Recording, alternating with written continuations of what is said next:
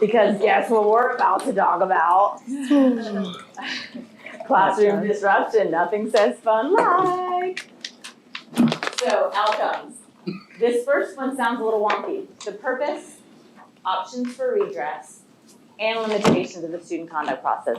This is the strange part.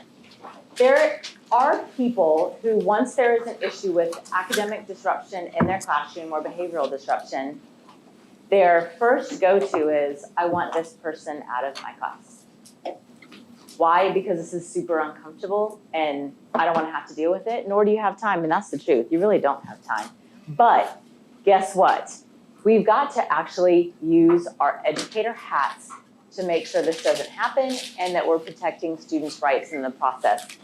So we're going to look at how do we actually make that happen in a way that protects both parties. Identify what are different types of disruption and what are some response scenarios. So we're obviously going to take some things, try to apply them.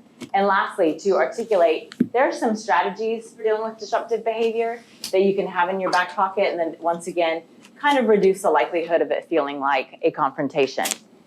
I want you to take a read of this Derek Bach and just kind of chew on it for a second.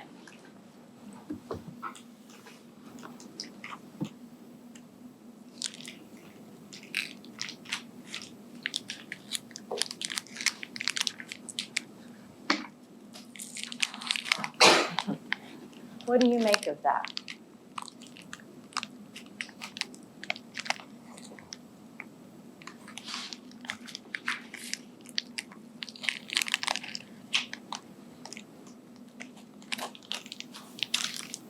What's his message?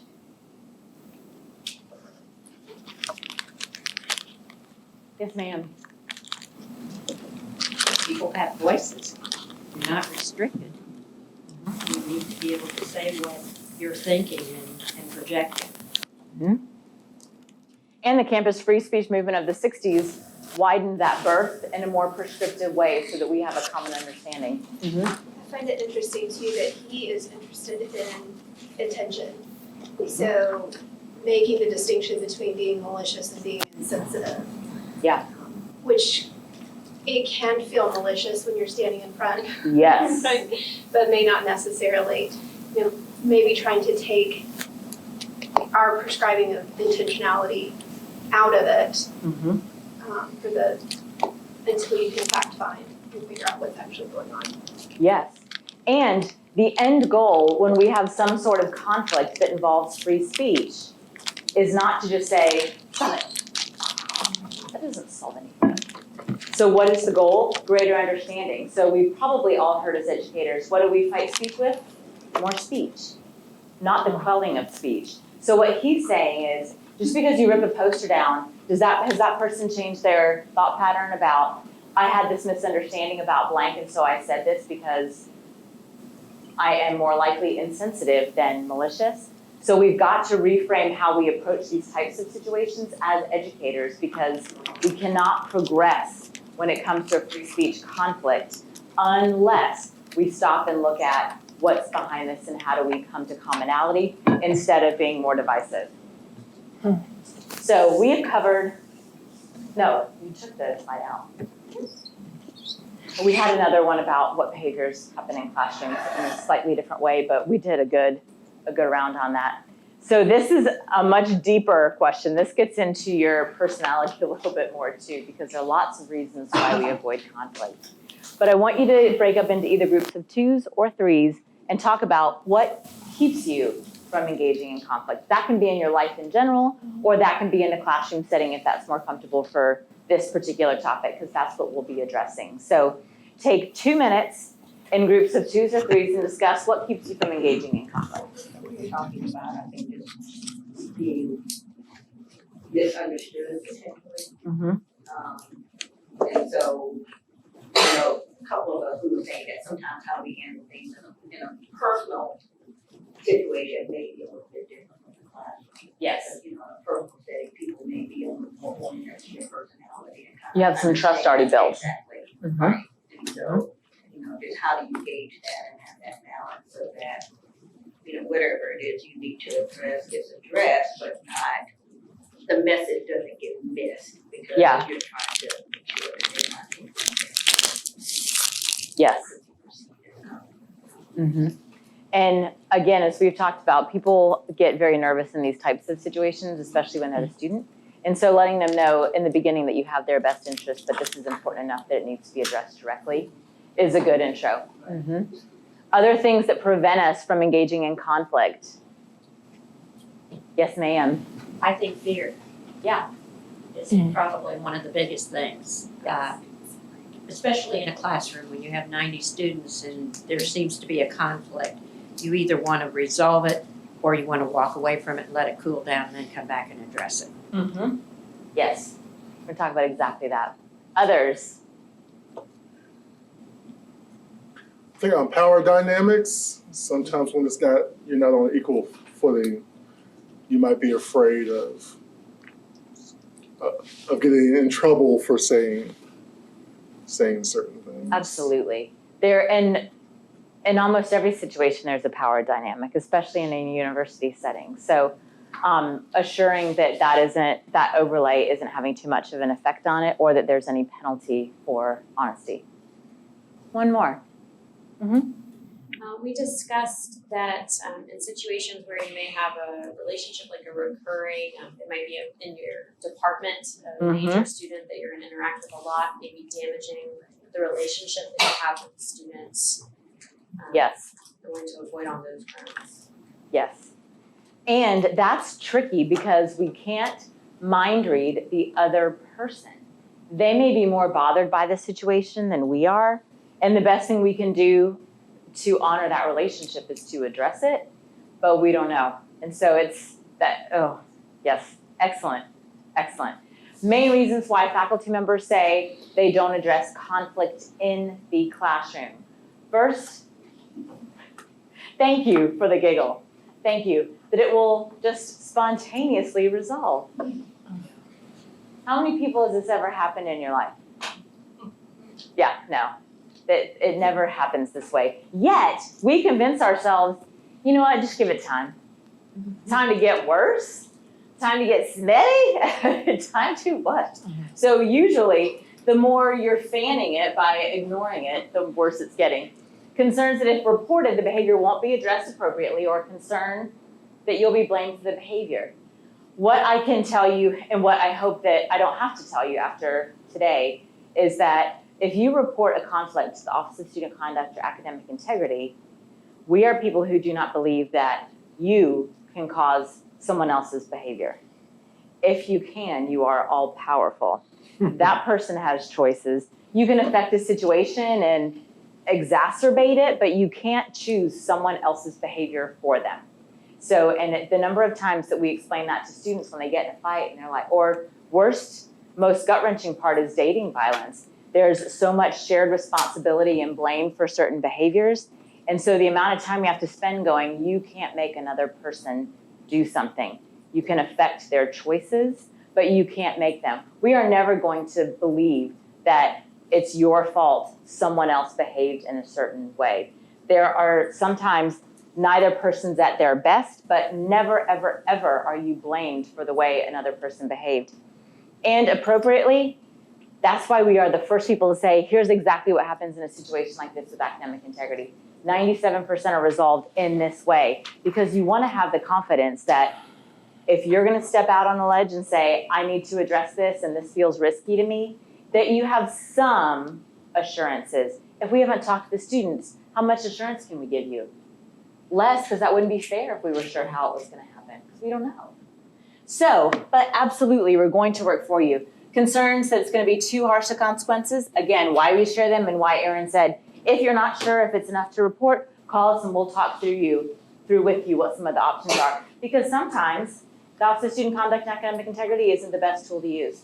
Sometimes it's just a conversation between you and that student to find understanding is far more powerful than anything we can do, and we will be the first people to tell you that. Sometimes human to human, I care about you and this is going in a bad direction, is way more powerful and is more likely to change behavior.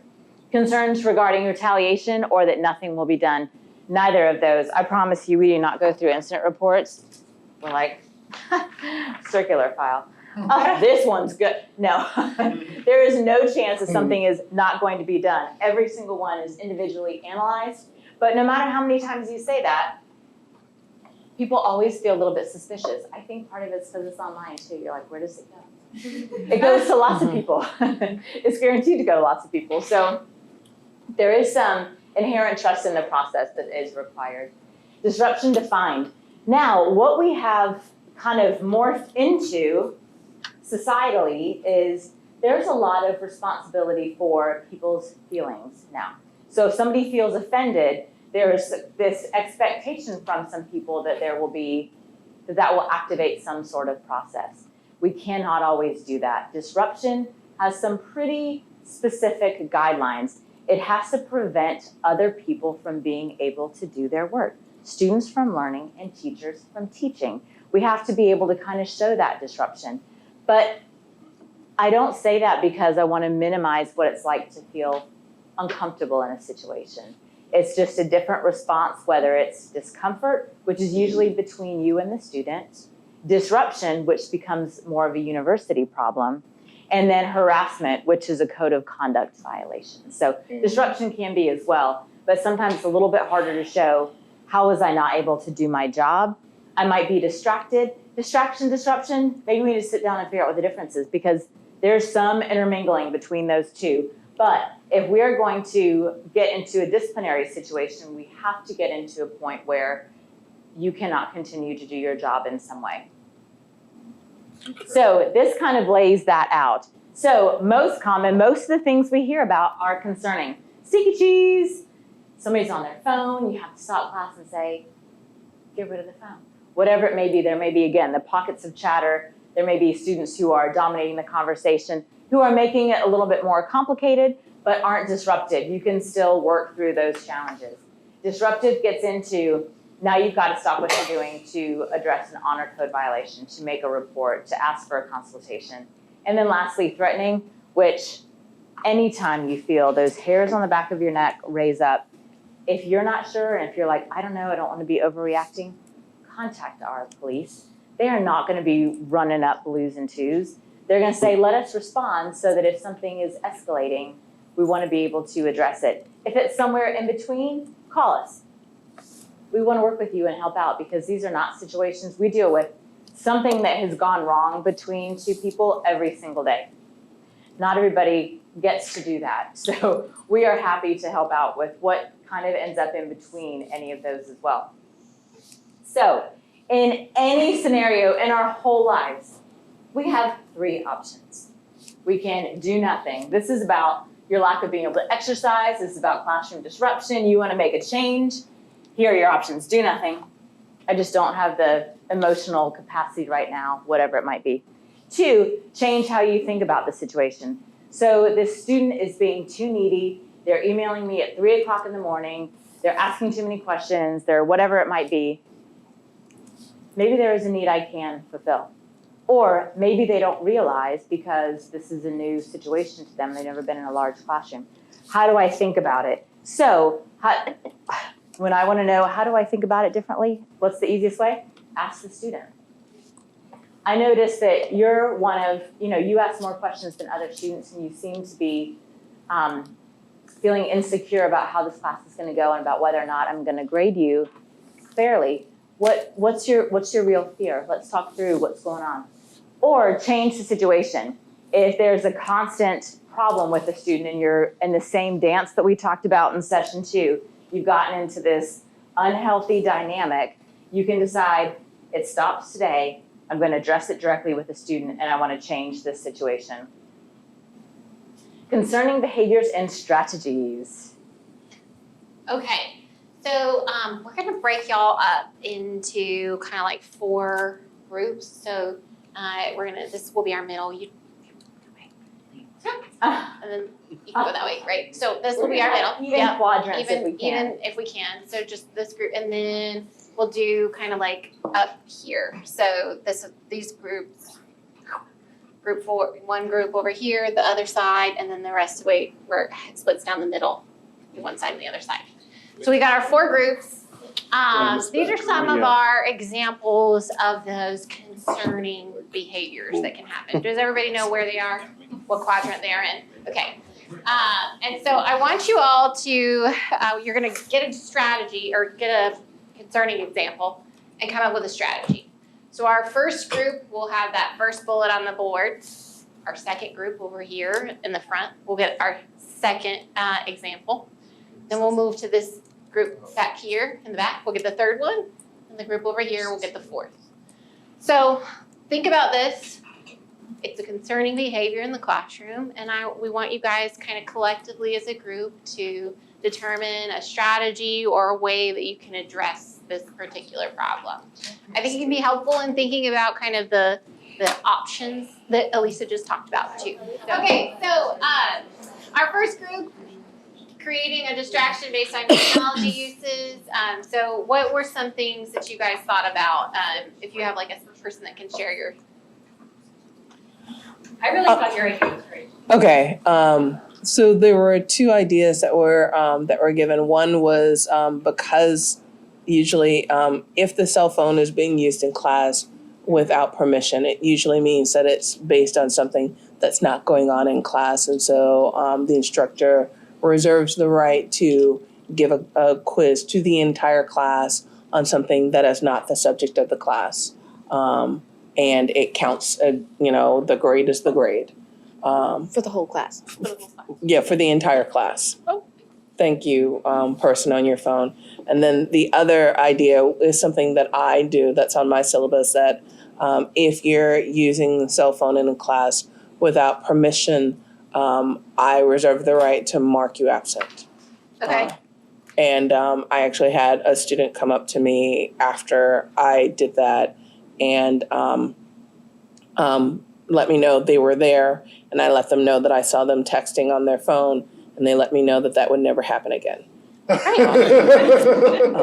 then the third idea was that the class has a break built in, a 5-minute break built in the middle. And so the request is that students stay off of their phone and their technology until that 5-minute break. And then they're welcome to use their cell phone during that break. But like during the top portion of the class, no cell phone. And maybe during group work, depending on what's going on, it might be permitted.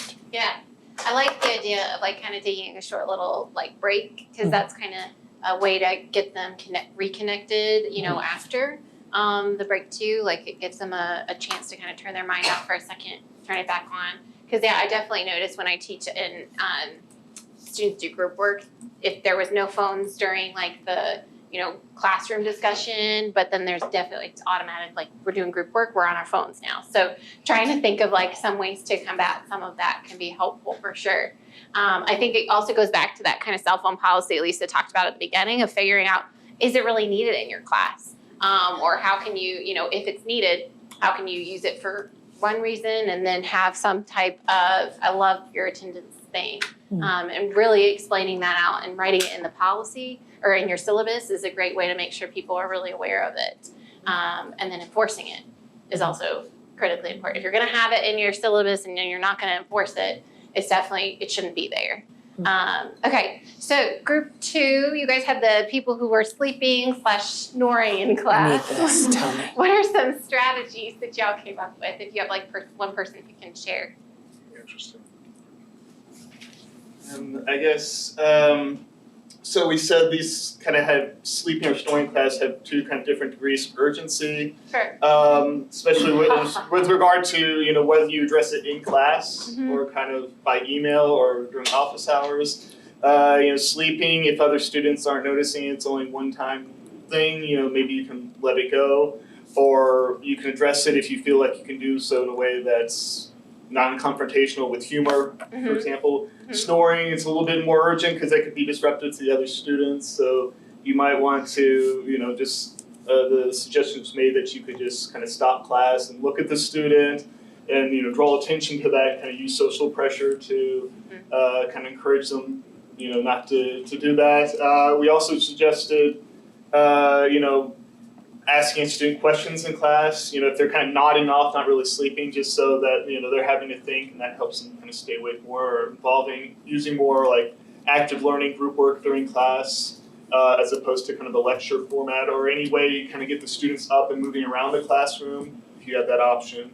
It's a good way of kind of keeping students awake, especially for classes that are kind of in the afternoon or at a time when students traditionally have or usually have a lot of trouble staying awake. Yeah, I teach an 8:30 class, so active movement can be really helpful. And then like also kind of just using, hey, the person sitting next to them, just say, hey, will you tap them or whatever. The social part of it can help with some of that. Erin, one of our online participants said that a friend got in trouble for waking a student in front of everyone, and she said she was shaming him. So it's tricky stuff. It isn't shaming. I think that it's inevitable that a person who is woken up is going to feel embarrassed because they don't want to have done that. Feeling embarrassed and shaming someone are two very different things. So I'm sorry that it was kind of contextualized that way. But if that occurs and it's pretty consistent, asking the person, do you want us to wake you up? We talked about earlier too, if two people are talking and you use geography to go over to that area, that in many cases can correct something that's easy to kind of realign like this situation. Definitely. And I think too, if that's something you guys said, like if it's a one-time thing, perhaps maybe you don't need to interject, but if it's something that you're seeing somewhat consistently, finding a way to, talk further with that person, get an understanding of kind of maybe why are it's likely they're not sleeping, right? So why is that happening? What resources can you help them off and do that kind of handoff there? I also think too, if it's that situation where that's happened more than one time or that student shares something like, I felt like you were shaming me, you can ask that question and say, well, help me understand. Why, in my experience and my expectations are that people are awake when they're in class. So if waking you up made you feel shame, help me understand that feeling. And that way you're at least kind of validating what that feeling was. Not saying you agree with that feeling, but you're letting them know you're open to kind of having a conversation about it. And that can hopefully help kind of repair some of that relationship that you have with that person. If a student is having trouble getting enough sleep and that's the cause of that, what resources could we direct them to? Would that be like Student Success Center or? So it would be more of like the student health services. Okay. Yeah, so they do have some kind of sleep study stuff that they can help with. It may also. I talked to them about this yesterday. Did you? Okay, go for it. They have wellness coaches for free. So they used to look at how do we help teach students about sleep habits, eating habits, stress management, and then they went, those are all related. Why don't we have a wellness coach that you can make an appointment with, and they're going to address what are the deficits in all of these areas, and I don't know, from a public health perspective, how they all affect each other, because, sometimes, every time, they do. So Student Health Services and Health Initiatives offers health coaches. Yeah. Isn't that awesome? I want to go.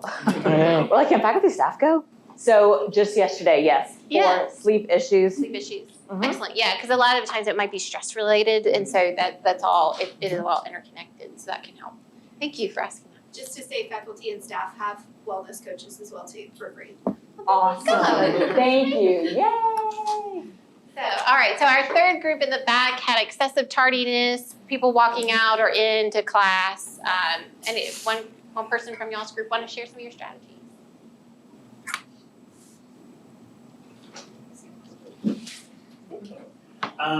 So just kind of generally speaking, we were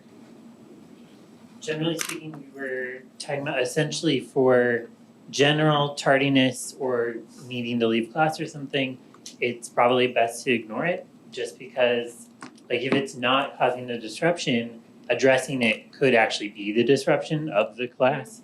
If just a student is coming in a couple minutes late or something along those lines. If students are coming in excessively so probably more than 10 minutes, like that kind of a thing, being able to kind of talk to them about the student, or if we had, for example, one of our instructors is teaching a course that has like a specific outcome, like the students in the course produce a wedding at the end. So like if you're not there, there are repercussions, like you're not going to complete the thing,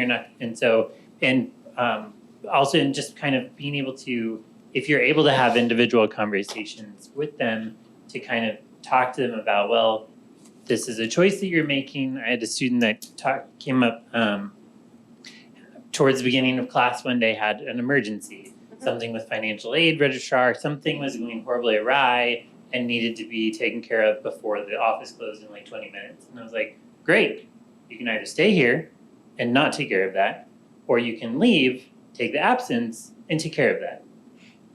You get to pick, because you are an adult and you get to make choices. So kind of depending upon, and we had also like clickers can be used to like, so and kind of similar to, I think some of the distraction things is set a policy towards the beginning, stick to your policy. Definitely, and I think the context of your classroom absolutely matters in a lot of this, right? If you have a 500-person class and they're all having, and like you've got a lot of people coming in, that is pretty distracting. So I know a couple of years ago, again, I'm teaching at 8:30, my students couldn't get there on time. They just couldn't. They did, like, it would be like, 8:55 and we're still rolling in. And I'm like, what is wrong? There's something that is not, like, you are not being, responsible in any way. So we had to regroup. And I said, what do we do about this? Because just the policy in our syllabus isn't working. And we reframed and they said, you have to lock the door. And I said, this seems like a little weird. Like, I don't know, this seems a little, I don't know. But, all right. I didn't end up actually locking the door because, again, I thought that was kind of weird. And I was a little worried about, like, fire safety, which, again, it locks from the, inside, but that's okay. So we would be fine in a fire situation, but my head just kind of went there. So all of that to say, they thought that they couldn't enter class if it was after 8:30. So that's what they needed. They needed a hard line, and we reevaluated our expectations just based on their inability to get up. So it worked for that class. I've never used it since. Yeah. Also, one time with excessive tardiness, I noticed like half the class for one of my 8:30s was showing up like every Thursday. They were showing up 20 minutes late, and it was half the class. And after it happened like the second time, I was like, what happened? They were like, train, schedule. And I was like, okay. And they were like, we even left earlier today than normal, but it stopped. We covered Rosewood, like Assembly and UG. So I just had to bite the bullet on that one. I mean, I couldn't really get mad at them. They were like, we left an hour. We left at 7:30 today because we were worried that we were gonna miss it again. And they sat there for 40 minutes. And I was like, well. I'm so glad you asked. But yeah, I think that can, right? Otherwise, you wouldn't Well, know. it was half the class. I was like, okay, something's going on. And 20 out of 40 of you are walking in 20 minutes late. And that's where, like, if they hadn't been like, yeah, we left early, you can have that conversation of like, well, that's about preparing and planning, and that's part of your academic responsibilities is that preparation. Yeah, Elizabeth. To say that one syllabus solution that was helpful for me is having like a certain amount of tardies equal an absence as like an additional motivation to consider them seriously. Yeah, I agree. And I also, Casey, I liked your example when you kind of gave the student two of their choices that you didn't say, and you won't be counted absent because I understand this is a major thing.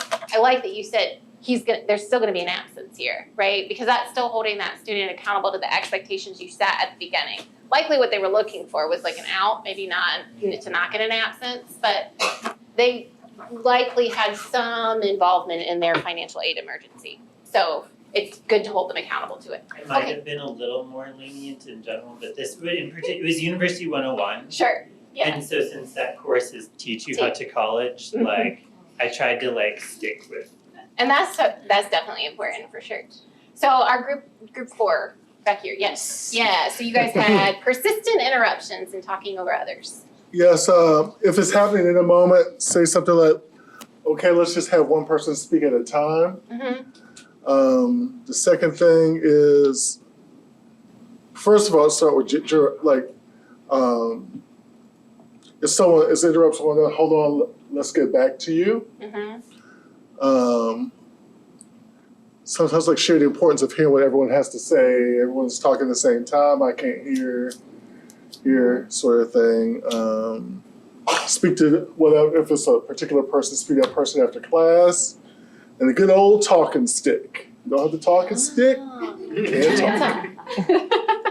And that can be really good in discussion classes, right? Because especially if you have maybe a smaller, like maybe only 20 people discussion-based course, people are really into it, that can be hard to get everybody really having the ability to participate. So you basically had like a whole bunch of phrases, like catchphrases you could just like throw out of your back pocket and say at any point in time. And I think sometimes that can be really helpful to have those phrasings, to just kind of be able to feel like, all right, I know what to do in this situation, and that preparation can be helpful for you. So And someone from online oh yes, came in too and said that last fall, they had a student who was gonna be in their class again this fall. Mm. So the number one thing that we all had a collective, I know, right? instructor, right? So the first thing that I do when I see that is I'm like, oh my gosh, I know I already have a bias toward this person, so the first time they do it, I'm gonna like lose it. So first of all, knowing what is your own bias so that you can approach it with an open mind. This is difficult because this instructor says nothing I did stopped him. He kept interrupting with inane comments and observations. And I think one of the things that makes number 4 even more distressing is that it's an interruption. It's not just dominating, but an interruption. So assuring that the class discussion guideline rules are clear and saying, what do we do when these are violated, when a community member cannot uphold this? This seems like a problem that is going to require individual attention, which is not fun. And I think, sometimes there are very few percentages of the population that are just contrarians. And so it's not that the person has any, bad intention. They're just like, let me find the counter argument to almost everything that is happening. So I would approach the individual discussion as this person may be a very innocent contrarian who is a curious person, an academic who wants to look at every single angle and find the one, my stepmother's kitten's ex-wife one time had this thing happen and you're like, who? So, but they've got to find what is this one extra thing that we haven't thought about. So I would approach it with, here's how other students are experiencing this. When you interrupt, it feels like they don't want to speak up as much. We have to have that trust. We have to have the ability in this group to have everybody's voices as equal. So, Godspeed. So, all right, so we have a little quick practice scenario. The student has left the classroom early twice in 1 week and has arrived late and multiple times. Think about kind of just in general, scan these different ways that you can respond, and then we'll do some talking through that. Ouch. So, all right, what are some of the, anybody know what they think would be kind of one of the best ways to address this? And if it's not up here, that's okay, you can shout it out. I would say number 3 Okay. for me personally. So you're like, all right, number 3 to me sounds like it would be a good way to address this situation. I would agree with you, right? Because what Elisa talked about before, we can do in number 2, which isn't a bad thing, because it's reminding everyone what your expectations are, but it's likely that that student isn't really self-aware that you're trying to talk to them. So that's where number 3 can really be something that can be helpful. Try not to do number 4, because again, that can be something that makes that person, it calls them out in a more negative way, not you taking the high road. All right, disruptive examples. So we're gonna do the same thing. Do we have For the last. oh, sorry, yeah. I was just gonna say with number 3. I don't think I'd send them the relevant policies because that Okay. feels a little bit like a slap.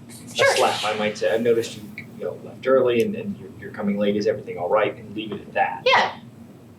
And that sounds totally fine too, right? And then like if they're like, yeah, everything's cool, then you can kind of say in a reminder of like, all right, great, I'm glad everything is okay. I just want to remind you, we do have, if you have X number of tardies, it will start to roll over into absences.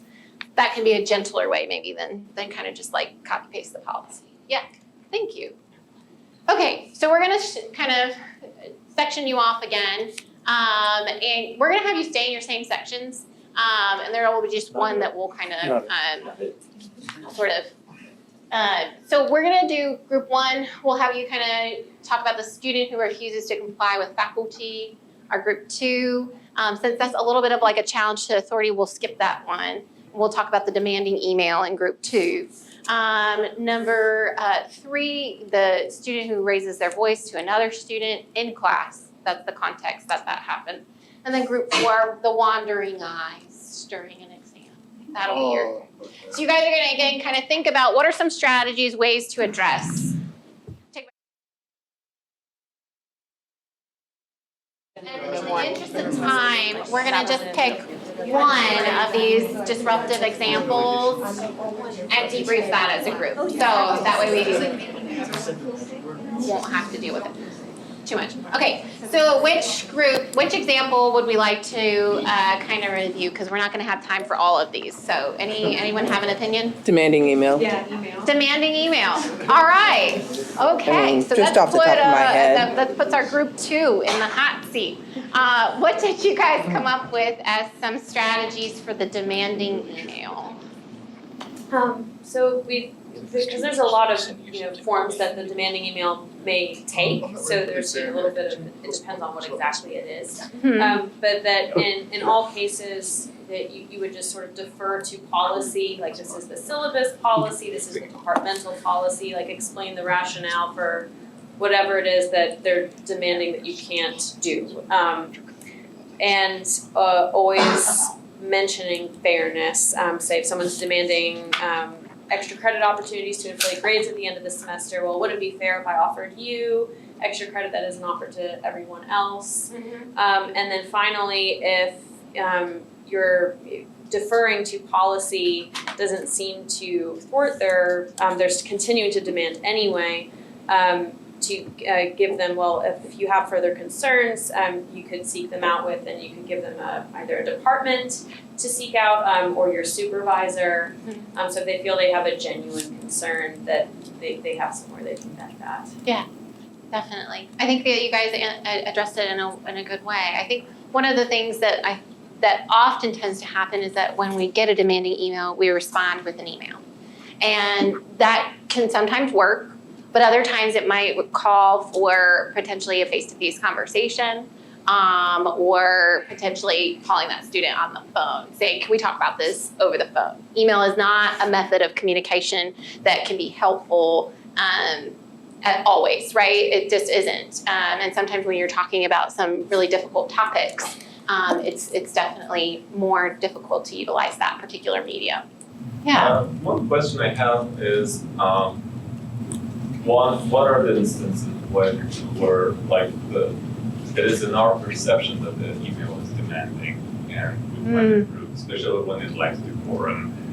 Because one thing I've noticed is that they don't distinguish really between Snapchat and email and text because they're like, and this is something one of my most recent discoveries, and say that, well, hey, blah blah blah, no like salutations, no ending, and so are we supposed to address that, or are we supposed to say that, well, only call me this and that in your emails, and is it just like something that we'll have to get over eventually? Yeah, these are all really good questions. Do you want to share your opinion and I'll share mine? Well, this is my pet peeve. And so I address it first off in class. I teach large classes, about 200 students apiece, and they're largely freshmen. And so this is where I have my like teaching you how to be a student kind of moment. Like, email is a legal form of communication. And I respect you, you respect me. At least I'm asking you to. And so when you contact me via email, use every form of respect. Pretend that it's a business communication between you and someone else. And I, therefore, promise to not answer you while on my phone. I will wait until I have enough time to sit down and give you your email the respect you give me. And the hey prof emails have really, really cut down. I just take a few minutes and explain that to them like on the first day. Yeah, I think setting some guidelines for expectation and professional communication is one of the, things that is our responsibility for these students, because they have always grown up in an era where they have a phone, right? So, and the internet and all of that stuff. So it is it's more of a play space than a workspace for them. And so it's teaching them how it can become a workspace is important. So I like the idea of helping to teach them that. your question about when we perceive it's demanding, but maybe it isn't. And that's where I think that the face-to-face or the phone call can be helpful. Now, there are some things that it's very clear, right? That I ask that I have, extra credit opportunities that aren't afforded to other people. That's clearly more demanding, right? But it's helpful if you're also like, is this what the student is wanting? One, ask. But then two, sometimes that's where maybe looping in a colleague to say, this is how ask them how they would read it first, and then share your thoughts. And see if there needs to be something that's done there with that. But that's why I do suggest like that face-to-face communication. Obviously, at the end of a semester, that can be challenging. But what we want to try to avoid is always responding with email, because there are some folks that just like to pick, and they will continue to respond in email format, right? And so that's where you have to set some kind of boundaries and guidelines, and at some point you have to exit the conversation. I hear what you're saying. I guess for me, I'm a little hesitant about that, just because I'm finding that when I'm having face-to-face conversations with students, they hear what I'm saying, they agree to what I'm saying, and then weeks later they come back and they want a different understanding of what it is that was said. And so I usually use email as a way to memorialize what the conversation was. And that, I agree with you 100%. And we'll talk about this also in a little bit when we talk about addressing these issues. That's where a combination of that face-to-face, we are in some kind of agreement, we can tell by our body language, all of that we have come to an understanding can be helpful, and then following it up and documenting what you guys talked about. This is what we agreed upon, and that way, if that student comes back to you with that other face-to-face to have an additional conversation, you say, well, let's look back at what I shared with you. In that email that I shared, I said, we agreed upon, these 3 things. And I didn't hear from you that you didn't agree to that until now. Tell me why you're bringing this back up at this point. And like continuing that conversation. Sometimes it can be helpful also, depending on the nature of the conversation and the student, to have another set of ears and eyes. So that's not always a strategy that you would need, but in some situations it can be helpful to just say, hey, my colleague is going to sit in on this meeting just to make sure that we're all hearing each other effectively. So that can be another opportunity strategy that you could use with some of that. Anything else on this one? All right. Quick. So again, we've given you some potential strategies for those different options, and we'll share this with you all so that you have access to that. So our quick practice, a student is not compliant after you ask for side conversations to stop. You ask the student directly to re-engage, and they share that they feel targeted. So this is somewhat similar to the example that was shared earlier. What's one of the ways we could respond? Or the best way we could respond? One. Yeah. So number 1, being active in how you respond, acknowledging that their feelings. Acknowledgement, again, not the same as agreement. And talk about ways that you can kind of work through this for future classes. All right. So this is the least likely. However, we certainly don't want to be remiss in covering it. If there actually is threatening behaviors, this takes a lot less in many cases of the problem-solving component, because safety is the primary concern for all of your students, the students who are affected by that student's behavior, and for you. And so feel free anytime to contact the police department, which does not mean we want that student to be arrested. It just means I'm feeling a little bit worried about this situation. And sometimes they have someone who can say, how do you create some safer habits so that maybe that's enough without us having to intervene? Here's what you do at the next step. Or if at any point you feel like there is danger for anyone involved, or immediacy, or that it is escalating, please contact the police. They will never say, oh my gosh, you're just blowing this out of proportion. What they, I think, feel like is our biggest concern is people who go, yep, I was worried about them this whole time, and I just didn't feel like it was a big enough deal to say something. Of course, there's no reason why people are invested in over-responding to an incident like this. So please communicate what your needs are, communicate what your needs are for the student, and then someone, either the police department or student conduct, we will help you find what that middle ground is. But do not hesitate to reach out for support, because if there is something that's threatening, that is an entirely different bright line. Free speech is not covering those. We do not have to use the same sets of standards because safety becomes the primary concern. And we meant to take, never mind. Okay. We meant to change that slide, but that's okay. Now this is what we see frequently. What might, and to you all,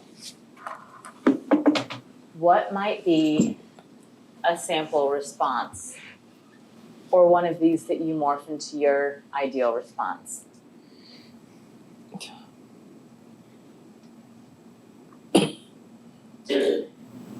I would use number one. Number one? Tell me why. Several years ago on the campus, this really happened, and the person ended up hurting themselves very badly. Mm-hmm.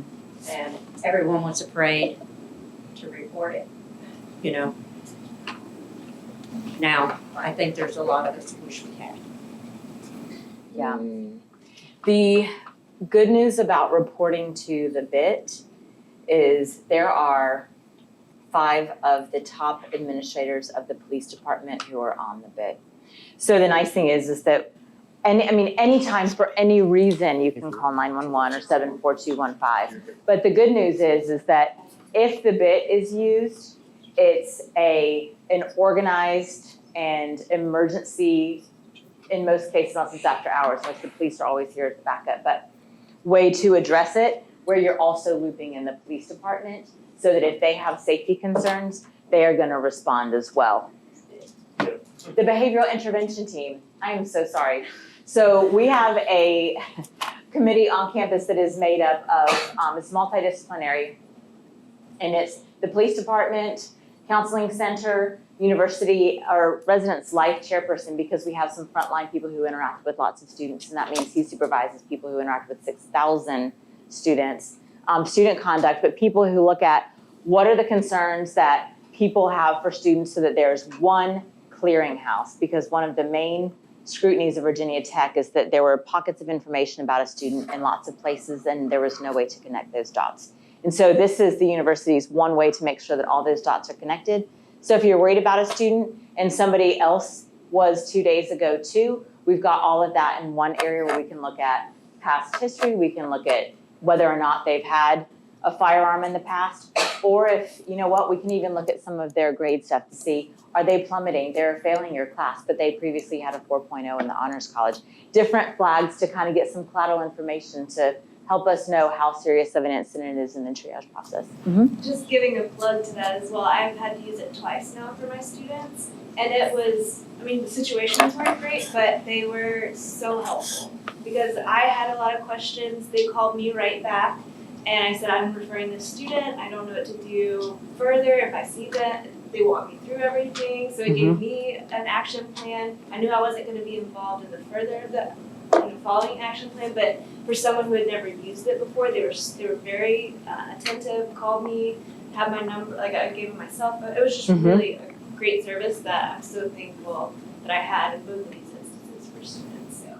Thank you for that. And that's one of the goals, is that it serves the people who are concerned, because that's stressful for that person too, and the student who's involved who may need some assistance. And so what we want to be able to do is assure that, how do we get you back to norm? Because especially if something happens in the classroom, all of those students are affected. And so we want to work with the reporter on what do we do to make sure that you're set back right, and that we're all also trying to include people who sometimes respond differently, who behave differently, who may have a disability that you have no business knowing what it is, but you may see some symptoms of it and go, I don't know whether to be concerned or whether this is just something that is this person's personality. There are a lot of different things on campus that if there's an organized, prescriptive way to handle it and group that does that, There were 560 students referred to the BIT last year. So it is a way to go, okay, if I'm worried and I'm not sure what to do, here's a central point of people who I know are gonna look at every report and respond to every single one individually. Yes, ma'am. And they reach out to the students. You know, And you, I mean, it's either way. If you want to talk to the student first, it'll ask you in the report, have you addressed your concern with the student before? And we're not saying you have to. If you're like, heck no, I don't do feelings, that's fine too. Or if you go, no, I want to, but I haven't had a chance to. Or, yes, I have emailed the student, I have all their texts, I've texted them and they haven't responded in a week and they missed the midterm. So I am very worried. Any of those is an appropriate response. Any of those. So you mentioned that email, or if a student like stops showing up to class and you email them and you say, I'm worried about you. So would that be a good time to do that? You could either do the Student Success Center because they have a class absence where they will even send people in the residence hall to check on the students and knock and go, hey, are you doing okay? It's such a wonderfully kind of caring group. But if you're getting other signals like class absence +1, high achieving student, then the BIT will take a look at it too. So there are two places to do that. And option 3 is to let the student know that you're worried. And you know, I might even amend this. Ask the student if they're okay is one option. But when a student says, if I fail this class, I will die, what's your main concern? What do you mean by I will die? That could mean my parents are gonna be pissed. That could mean I am on the edge. So the real question to me in this is, tell me about what you meant by I will die, because that's a very scary thing to read. But if you're like, that is super intense, asking them if they're okay gives us a lot more information too, because somebody somewhere is gonna ask that student that. It might be the person from the behavioral intervention team, but that's the main question we're looking to answer. So if that student knows you, they trust you more than a cold call from me. So the likelihood is you're gonna get the more important information and then relay that to the behavioral intervention team. Next. So does this extend to the, if I fail this class, I'm gonna lose my scholarship and my parents will kill me? In many cases. Okay. In every single case that we had this, when we talked to the student, they're like, no, I was just stressed out. Which most of the behaviors that we talk about in the session really are a student feeling overwhelmed, not knowing how to cope with it, and then it just happens to, you're the person in front of them. And that's exactly how you get into this situation. Ooh, thank you. Grounding yourself. So that's the hard part of this, is understanding that you are separate from what is happening with the student, even though you want to intervene to be helpful. Because emotions get high, whether it's a free speech issue, something important that someone said, or they're just angry with you because for some reason their life has just gotten bigger than what they can manage at the time, and you happen to be the first person that they intersected. So grounding yourself to say, what is my real role in this? As an educator. In colleges, we're teaching character, we're teaching our discipline, we're teaching all of those things. So modeling the freak out, not our best motive for, or not our best module for how do we solve this. Looking at what are the prescriptive, rational ways is important. So implementing your academic standards, you don't have to compromise because someone's trying to manipulate you. I'm so sorry that happened. And enforcing, hey, this isn't okay, you can't just scream out, you can't move this test date. There are behavioral standards, but I'm here to help. Something else is going on other than just me, you, and this test. So strategies, reminding ourselves, educators, we want to teach how to be an effective learner. Bullying your way into getting what you want, not an effective way. We don't want them doing that in the workplace either. And if, when faced with a situation, especially when it's a power change, knowing that it has nothing to do with you and everything to do with just a need for more skills in the coping range. Oops. Reducing the inherent power struggle, and that takes more because the student is at the lower power level. So you've got to be way more specific about, I want what's best for you. Every instructor here wants her student to succeed. So how do I help you succeed in what seems to be one of your more difficult moments? That's my goal in talking to you today, is to help you succeed. Not to say, oh, well, my policy says. And then documenting your concerns. I think it's funny you wrote effectively. Do it effectively. Document your concerns by letting them know, I'm still worried about you. We talked about the Student Success Center.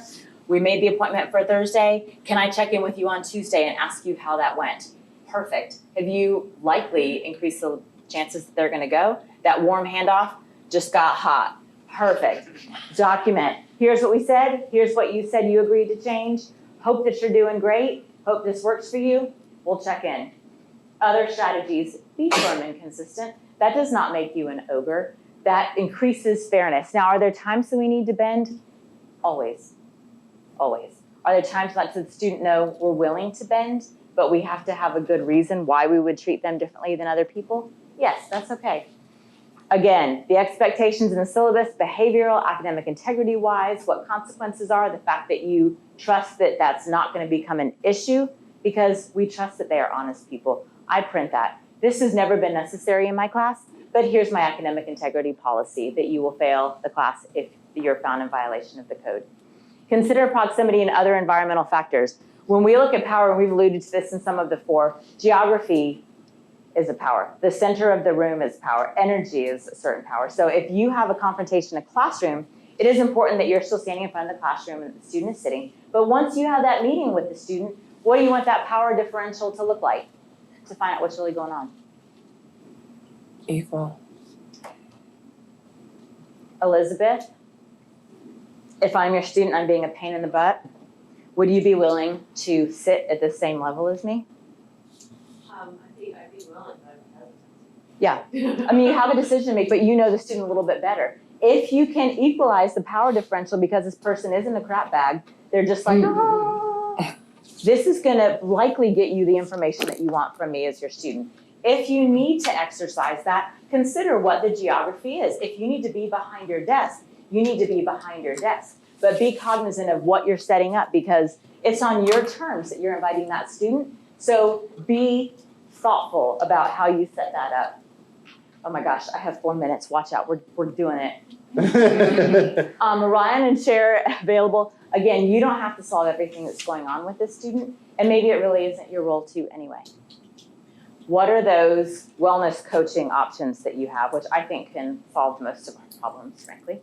What are the other things? Because in many cases, counseling is a viable, fantastic option. There are a lot of things that a student experiences from a mental health perspective that don't need counseling yet. They're still growing in them. And if we can kind of turn them around early, we can probably keep them from needing the counseling center and access things that are a little more accessible and comfortable and let the counselors deal with folks who are really struggling even with more severe concerns. Follow-up conversations with written documentation. I appreciated your comment about that now what we talked about changes. So as soon as you finish the conversation, if you choose to do it that way, go ahead and document it right then. If you end it with, if your recollection of this differs in any way, please let me know soon or right away. That's what I say. Please let me know right away. That way, if you don't get anything, now if they come back and it's adjusted, you've got, this is what we both agreed upon. And call for help when needed.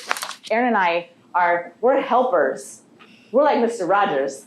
We went to the behavioral intervention team, helpers. Any way that we can be helpful to you. Police department, they're big helpers. I mean, we will do anything we can to try to say, this is a tough situation, this is something we've never dealt with. What are some of the best strategies you can use in the moment? What not to do, I think we all know, become defensive or threatening. Nobody means to though. Nobody goes, watch me try to want a piece of this. Nobody starts off the day thinking that's where they're gonna end.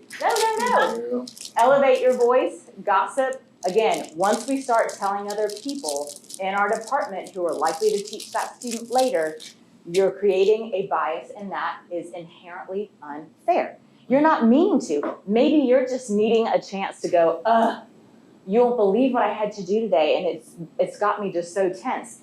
Keep the names out, keep identifiable information out. Promise outcomes that cannot be delivered or that you're not in control of. We have people sit across from Erin who say, well, my professor said this was no big deal and nothing would happen. That's weird because she's not the decision maker. And of course, then no matter what, our answer is crappy, We don't want to throw anybody in the bus and go, well, she's wrong. I'm not going to say that. We're not going to say, well, this is a big deal. I mean, now we're in this weird conundrum. and it sounds like we haven't held up our end of the deal. So if you don't know what's gonna happen, you can say, usually people get an educational workshop and probation, but every case is different. So talk to them about what some of the options are. Again, that's a good deflection because giving them misinformation is more damaging than saying, I'm not sure. Assume the issue will be taken care of by someone else. We're here to help you be direct, help students understand how to process through, and expect something while doing nothing, which I don't need to expound on. Alright, these are the last three, and I'll do those real quick. So So fast. we gave you a roadmap. I'm not gonna go through the roadmap. What I'm gonna tell you is that if you are gonna have to approach a student with a difficult conversation, you gotta prepare for the conversation. So you gotta know, what are my options that we can explore? Like, what are our alternatives to this behavior? What are the resources that out there that can help? And that's where looping someone in, like either your supervisor or one of us, can help, right? So we can say, we all just learned a new tool that we didn't necessarily know, right, of the Student Health Services wellness coaches. If we weren't in this room today, we might not have known about that. So that's where there are pockets of people on this campus that you can call upon to help you figure out some of those things. And so being able to kind of do some of the pre-work for this will help you exponentially in the long run when you're having to have that difficult conversation with the student. We also started off talking about conflict and our inherent reasons why we don't want to engage in it. So a couple things we wanted to share with y'all are just some ways that you can kind of think about conflict. Sometimes I think when you are able to, which can be hard, separate the emotion from the conflict, you can think about it in a much more rational and clear way. And so thinking about, all right, what's my problem? What's in my control? And what's not in conflict? So where is our common ground that I can use to my advantage? And is there an option here that we can engage in that works for everybody? For me, I'm really very talkative. So I use a note card. And that's how I think through and process my decision when I gotta have some kind of conflict conversation with somebody. Because it's short, it's small, I can't write a whole lot on it, so I have to be limited. And that can be a helpful tool.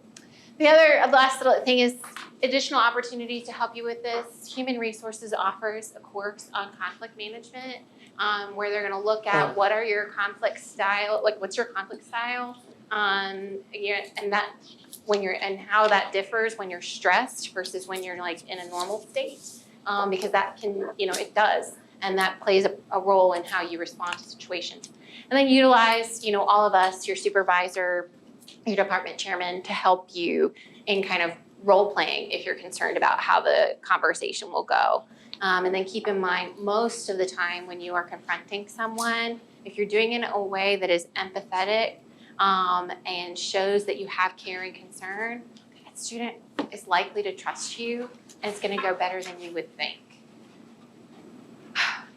All right, that's all we got. Sorry to be a little bit over time. But we will share all of this stuff with you guys, and please reach out to us if we can be at all supportive for you. Thank you so much, Aaron and Lisa, for sharing with us. How many of you, let's see, who was here at 9 o'clock? Oh, yeah, a lot of, so I'm giving you a standing ovation. Yes, good job, y'all. Great job, lots of information, very important information. One more time, please fill out the evaluation so we can use the data. Grab another snack or drink on your way out. And of course, there are social media cards, not only for you, but if you want to share it with anyone else, that's fine, as well as the goldenrod. Really appreciate your interest in complementing your teaching and raising it. We really I enjoyed meeting several of you too for the first time, and hope to see you again.